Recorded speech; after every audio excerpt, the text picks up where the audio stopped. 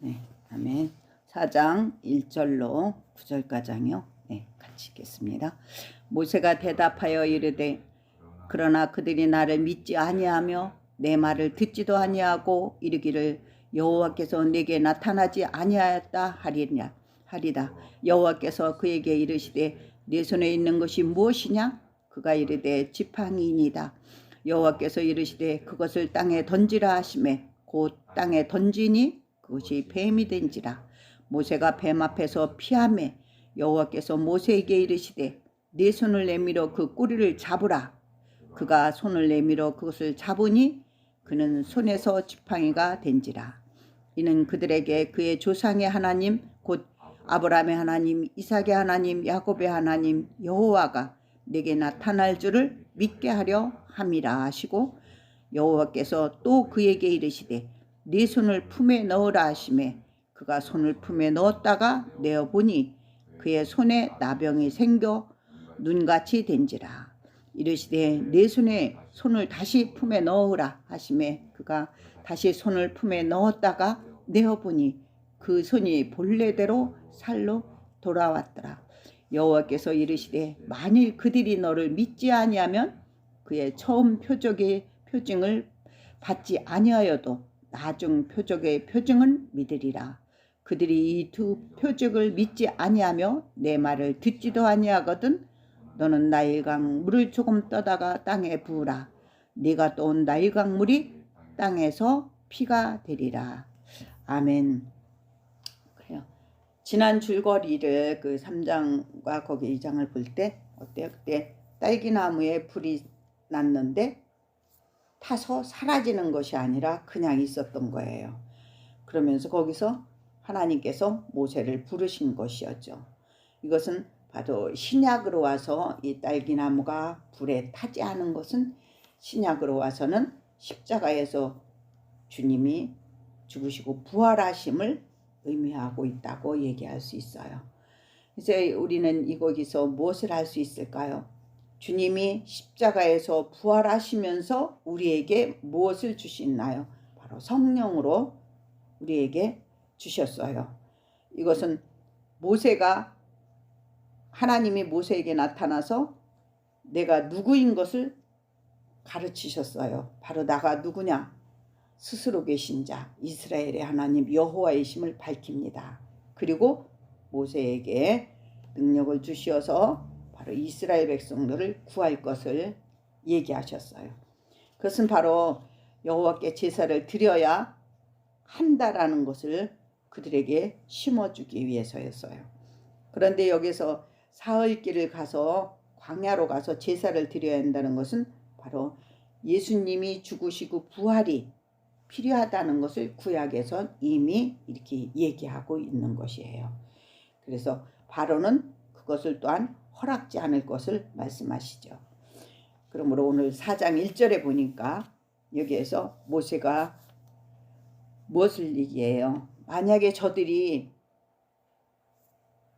내 말을 믿지도 안 하고 듣지도 아니하면은 어떻게 하면 좋습니까? 했을 때 바로 하나님께서는 어떠한 일을 합니까? 네가 가지고 있는 그 지팡이를 땅에 던지라고 합니다. 그래서 땅에 던지니까 그것이 뱀으로 변했던 것입니다. 그러자 모세는 뒷걸음질 치게 돼요. 그러나 하나님께서는 다시 모세에게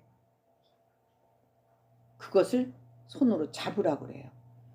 우리가 엄뜻 생각할 때는 뱀은 꼬리를 잡으면 내 손이 물리잖아요. 그 인간의 생각을 거기에 집어넣을 때는 못 잡죠. 그러니까 인간의 생각이 잠시 왔을 때는 깜짝 놀라 뒤로 갔는데 하나님이 다시금 모세에게 잡으라고 할 때 모세는 설치는 나의 생각과 나의 감정을 버리고 순종하고 잡은 거예요. 그랬을 때 다시 그가 뱀이 바로 지팡이로 변했던 것입니다. 이것은 지팡이가 땅에 던져졌을 때 뱀으로 변했다는 것은 바로 이 땅은 율법을 상징하고 있기 때문에 그 율법적인 믿음은 이적과 그것 가지고도 그 율법적인 그 믿음을 가지고도 이적과 기적을 나타낼 수 있다는 것을 보여준 것입니다. 그래서 하나님께서는 이스라엘들을 왜 구출하기를 할 때 그들한테 이것을 왜 보여주려고 했을까요? 그것을 모세도 잘 몰랐어요. 그러나 하나님이 어때요? 그가 확신을 갖지 않으니까 또다시 하나님이 내가 아브라함의 하나님, 이삭의 하나님이야 라고 했어도 내 말을 저들이 믿지 않으면 아무 소용이 없다는 것을 그가 생각했던 거죠. 그러니까 하나님이 다시 기적을 보인 게 뭐예요? 바로 6절로 7절에 보니까 손을 품에 넣으라고 그랬어요. 품에 넣었다가 꺼내니까 한 번은 나병으로, 문둥병으로 변해버린 거예요. 그런데 다시 또 그 손을 넣어보라 라고 했을 때 손을 넣으니까 원래의 상태로 되돌아온 거예요. 그래서 원래의 상태로 되돌아온다는 것은 바로 율법을 통해서 복음을 깨달아서 새 생명으로 돌아와야 함을 우리가 의미한다고 우리가 얘기할 수 있습니다. 그러므로 여기 4장 8절로 9절에 보면 행여 그들이 그래도 그러한 기적과 표정을 봤는데도 믿지 않을 때에는 어떻게 하라고 합니까? 바로 나일 강물을 떠다가 땅에다 부으라는 거예요. 그러면은 그것이 피로 변한다는 거예요. 그래서 피로 변해버리니까 여기에서 모세는 어떡합니까? 납작 엎드려 가지고 다시 하나님께 이렇게 얘기합니다. 우리 10절로 17절까지 한번 같이 보실까요? 모세가 여호와께 아뢰되 오 주여 나는 본래 말을 잘 못하는 자이니 주께서 주의 종에게 명하신 후에도 역시 그러하니 나는 입이 뻣뻣하고 혀가 둔한 자이다. 여호와께서 그에게 이르시되 누가 사람의 입을 지었느냐? 누가 말 못하는 자냐? 못 듣는 자냐? 눈 밝은 자냐? 맹인이 되게 하였느냐? 나 여호와가 아니냐? 이제 가라. 내가 네 입에 함께 있어서 할 말을 가르치리라. 모세가 이르시되 오 주여 보낼 만한 자를 보내소서. 여호와께서 모세를 향하여 노하여 이르시되 레위 사람 내 형 아론이 있지 않냐? 그가 말을 잘하는 것이야. 그것을 내가 하노라. 그가 너를 만나러 나오나니 그가 너를 볼 때에 그의 마음에 기쁨이 있을 것이라. 너는 그에게 말하여 그의 입에 할 말을 주라. 내가 내 입에 그의 입이 함께 있어 너의 행할 일을 가르치리라. 그가 너를 대신하여 백성에게 말할 것이니 그는 내 입을 대신할 것이요 너는 그에게 하나님이 될 것이니라. 너는 이 지팡이를 손에 잡고 이것으로 이적을 행할지니라. 아멘. 그래요. 모세가 피로 변한 그것을 보고 너무 놀라가지고 그때 딱 엎드려서 하나님께 말하는 거예요. 나는 입이 뻣뻣하고 혀가 둔한 자라서 가서 하나님이 나한테 보여준 이 기적을 어떻게 말할 수가 없다 이거예요. 설명할 수 없다라고 얘기합니다. 그때 바로 하나님께서 다시금 또 얘기를 하시죠. 바로 강물을 떠다가 그렇게 하면은 믿을 것이다 라고 얘기를 해요.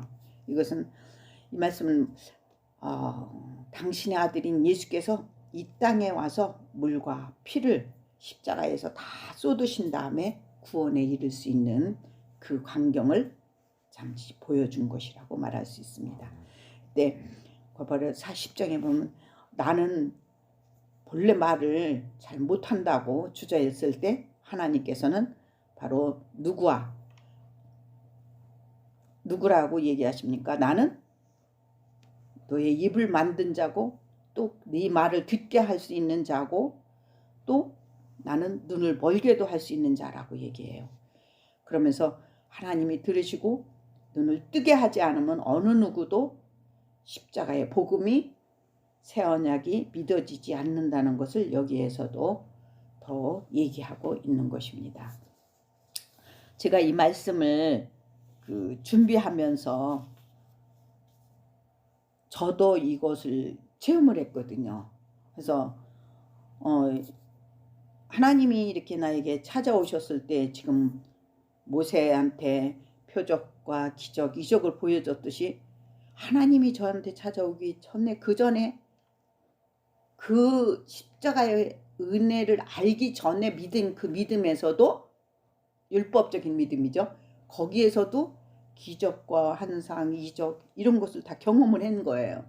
그런데도 그 믿음이 내 속에 와서 자리 잡지 않으니까 하나님이 나한테 치고 들어오신 거예요. 치고 들어오셔서 먼저 무엇을 하게 했느냐면 깊은 회개를 하게 하더라고요. 그래서 그 하나님을 만났는데 어떻게 얘기를 하시냐 하면은 딱 이렇게 나를 딱 안는 것처럼 안고 가시면서 그러시는 거예요. 네가 이 강을 건널 수 없다. 내가 이렇게 안고 건너주지 않으면 안 된다라고 얘기를 하시는데 그 말씀이 어디에 있느냐면은 신명기 1장 31절에 보면 그 이스라엘 백성들이 광야를 요단강 건너서 광야를 갈 때 애굽에서 나와서 광야를 갈 때 하나님이 불기둥과 구름기둥으로 인도하셨잖아요. 그들을 인도할 때 하나님이 이스라엘 백성들이 말을 안 들으니까 그 말을 하시는 거야. 너희들이 너 자녀들을 품에 안고 강을 건너는 것처럼 내가 지금 너희들을 안고 지금 이 광야를 이끌고 간다는 거예요. 그거를 딱 주시면서 그 안는 거기에 너무 감동이 돼 갖고 있는데 하나님이 나에게 계속 그러니까 그전에는 사실 내가 몰랐어요. 회개 막 목사님들이 회개하십시오 막 이러면은 그래 그냥 기본 회개는 했는데 근데 나 지금 뭐 나쁜 일을 진짜 육적으로 생각하는 거죠. 누구한테 거짓말한 것도 없고 도둑질한 것도 없고 뭐 나쁜 일 한 게 없는데 뭘 자꾸 회개하라고 그러지? 그럼 내가 무엇을 회개해야 되나? 그거를 사실은 속으로 의문을 가졌었어요. 그런데 주님이 내가 찾아오시니까 무엇을 회개냐?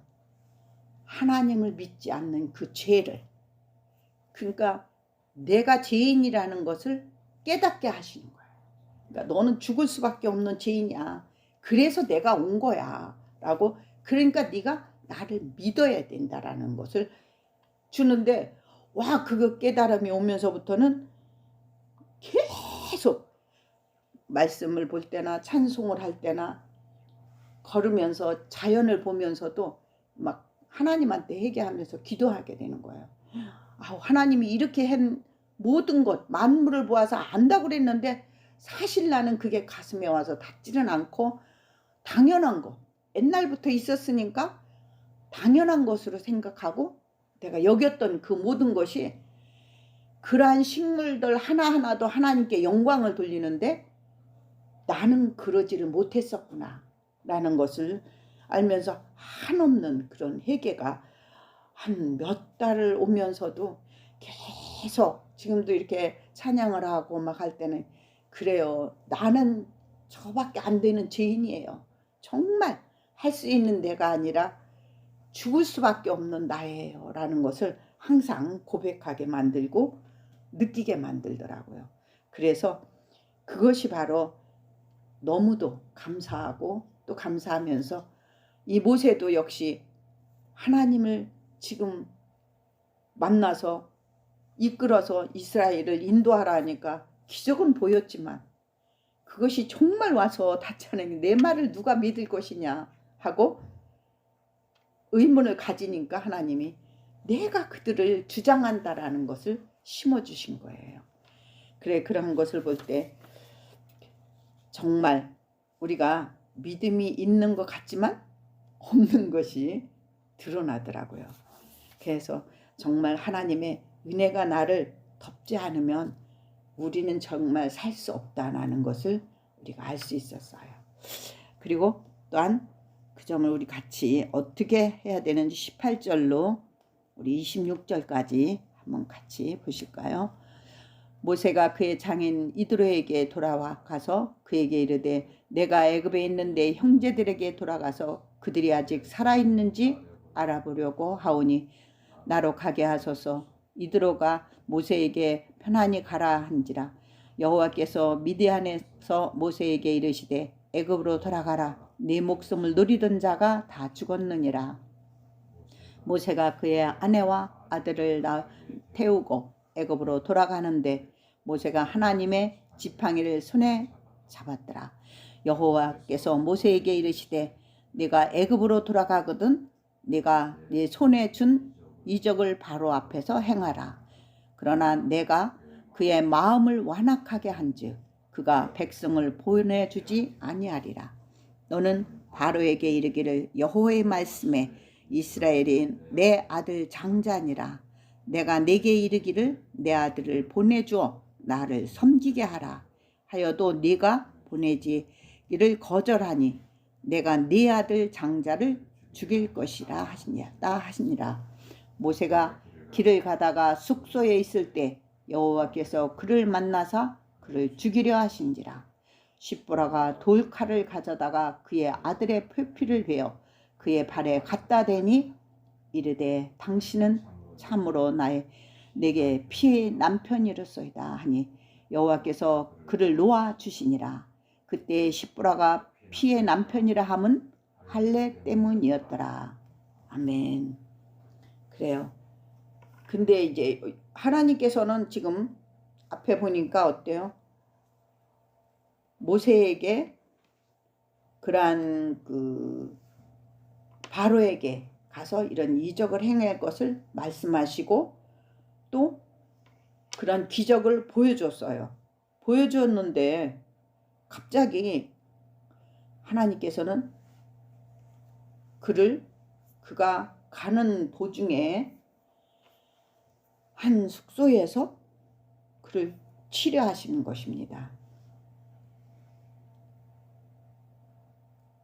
그가 왜 그러한 하나님이 그를 보내면서 왜 가다 죽이려 했을까요? 그것은 바로 그가 복음을 가지고 가야 되는데 율법만 가지고 가면은 안 되니까 그를 치게 하시는 것입니다. 그런데 그때 바로 23절랑 24절 거기에 보면은 뭐라고 했느냐면 십보라가 이 모세를 죽이려 했을 때 얼른 돌칼로 자기 아들의 표피를 잘라서 그 피를 갖다가 묻혀주는 거예요. 그래서 바로 살게 됩니다. 이것은 바로 바로에게 하신 말씀인데 현재 그러니까 23절에 보면은 22절에랑 보면은 내 아들 이스라엘의 장자를 내보내라고 그랬어요. 왜? 나한테 제사를 드리게, 즉 감사로 섬기게 하라고 얘기했는데 그들이 내보내지 않을 것을 하나님은 또 얘기하고 있어요. 그러면서 이것은 바로 바로에게 말씀하신 것이었지만 현재 우리 마지막 날에 살고 있는 우리도 우리의 신앙의 믿음에도 적용된다고 볼 수 있어요. 즉 나를 온전히 하나님께 드리는 믿음이 되지 못한다면, 그러니까 내 속의 장자가 무엇이냐, 내 마음속의 장자가 무엇인가, 그것을 온전히 내려놓지 않으면 안 된다는 것이죠. 그래서 모세가 길 가던 중에 바로 거기서 죽게 된 것은 그가 할례를 받지 않았기 때문이었어요. 그 할례는 그럼 무엇을 의미하느냐 하면은 바로 새 언약, 그러니까 율법만 가지고는 안 되고 율법에서 복음으로, 그러니까 나는 죄인인 걸 깨닫고 갈 때 온전히 드려질 수 있다는 것을 얘기하고 있는 거예요. 그래서 그리스도의 그러니까 이것은 무엇을 얘기하냐면 십자가에서 죽으시고 부활하신 그것을 새 언약을 우리가 알고 믿지 않으면 안 되는 것을 얘기하는 거예요. 그래서 이 말씀은 네가 아무리 이적과 기적을 체험했다 해도 십자가의 보혈이 너를 덮지 않으면 너의 율법적인 믿음으로서는 이길 수 없다라는 것을 얘기하고 있는 것이에요. 그러므로 이 전쟁은 영적인 전쟁이기 때문에 그 당시에 육적인 전쟁도 되고 지금은 이거는 또 영적인 전쟁이기 때문에 어때요? 예수 그리스도의 십자가의 보혈이 흐르는 복음을 알지 못한다면 아무리 기적과 이적의 믿음이 있다 해도 그것이 반드시 승리한다고 얘기할 수 없다는 거예요. 즉 구원에 이를 수 없다는 거예요. 그래서 앞에서 얘기했듯이 우리의 또한 이렇게 하나님의 십자가의 복음을 깨닫지 않는다면 바로 이 십보라가 모세를 나의 피의 남편이라고 말함으로 그를 죽음에서 구할 수 있었던 것처럼 우리도 그 복음을 알 때 구원에 이를 수 있다는 것입니다. 그러므로 십보라는 그 예수님은 이 십자가의 피는 우리 모두의 남편이 되심을 하나님께 바로 고백한 거나 다름없는 거예요. 그러므로 그를 죽음에서 바로 살릴 수 있었던 것입니다. 이것을 볼 때 우리 또한 율법을 통해서 죄인임을 깨닫고 복음으로 돌아설 때 구원에 이를 수 있다는 것을 보여주는 것입니다. 그러므로 그 당시에 이스라엘 백성에게 할례가 그만큼 중요했던 것입니다. 지금도 그 할례가 단순한 회개만이 의미하는 것이 아니라 내 안에 십자가에서 죽으시고 부활하신 새 언약이 무엇을 말하고 있는지를 믿는 것이 매우 중요함을 바울은 이렇게 얘기하고 있어요. 우리 골로새서 2장 12절로 14절을 한번 같이 보실까요?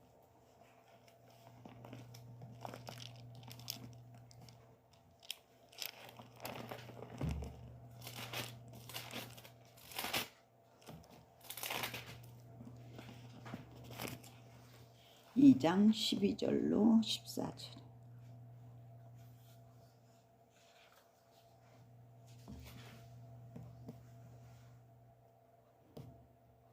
같이 읽으실까요? 너희가 세례를 그리스도와 함께 장사되고 또 죽은 자들 가운데서 그를 일으키신 하나님의 역사를 믿음으로 말미암아 그 안에서 함께 일으키심을 받았느니라. 또 범죄와 육체의 할례로는 죽었던 너희를 하나님이 그와 함께 살리시고 우리의 모든 죄를 사하시고 우리를 거스리고 불리하게 하는 법조문으로 쓴 증서를 지우시고 제시하여 버리사 십자가에 못 박으시고. 아멘. 그러니까 이미 예수님께서 십자가에서 우리의 모든 그 법조문, 죄를 다 제거하셨다는 것을 여기에서 얘기하고 있습니다.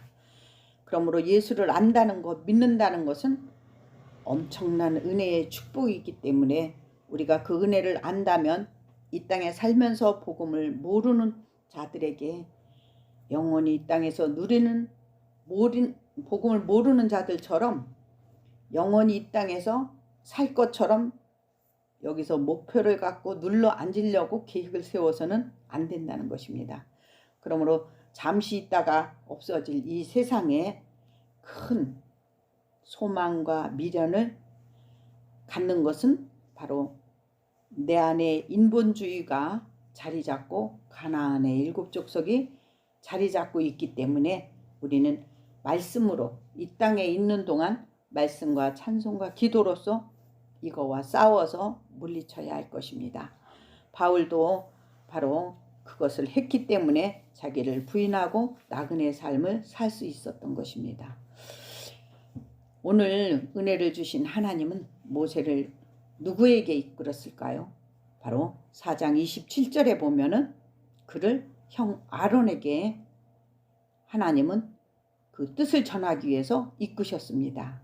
이것은 오늘날 우리가 어떠한 믿음을 가진 자들을 만나는 것가 매우 중요하다는 것을 얘기하고 있습니다.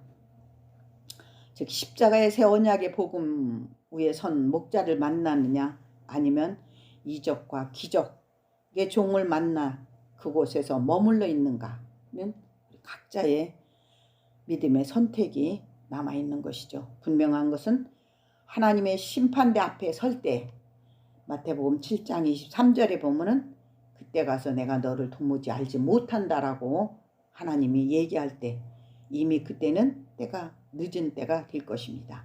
그러므로 지금 하나님의 뜻을 알고 섬기는 것이 매우 중요하다고 얘기할 수 있습니다. 그러면 이 전쟁은 영적 전쟁이기 때문에 십자가에 그리스도의 보혈의 피가 흐르는 복음을 알지 못하고 이적과 기적 믿음으로 승리할 수 없기에 우리는 반드시 그 길로 가야 할 것입니다. 그래서 오늘 마태복음 출애굽기 4장 28절로 30절까지 보시면 바로 모세와 아론이 같이 손을 잡고 어떠한 사명을 합니까? 바로 이스라엘들을 장로들을 먼저 모이게 해갖고 그들이 하나님의 말씀을 아는 자들이니까 그들에게 먼저 하나님의 역사하심을 얘기하고 바로 예수 십자가에 놀라우신 뜻을 전합니다. 그리고는 났을 때 바로 그 장로들이 그것을 받아들임으로 머리 숙여서 경배했다는 것을 볼 때 할례는 언약의 표징인 피 흘리신 십자가의 복음을 말해주고 있다고 우리 4장에서는 그것을 강조하고 있음을 우리는 기억할 수 있습니다. 그러므로 이 복음을 먼저 알고 있는 우리는 십자가의 복음을 모르는 자들에게 전해야 할 사명이 우리에게 있음을 알고 언제나 이제 모세나 아론처럼 우리 모두도 주님의 은혜가 아니면 구원받을 수 없는 죄인임을 전하는 그런 믿음을 주실 것을 우리가 항상 기도하는 나와 여러분이 되었으면 합니다. 아멘.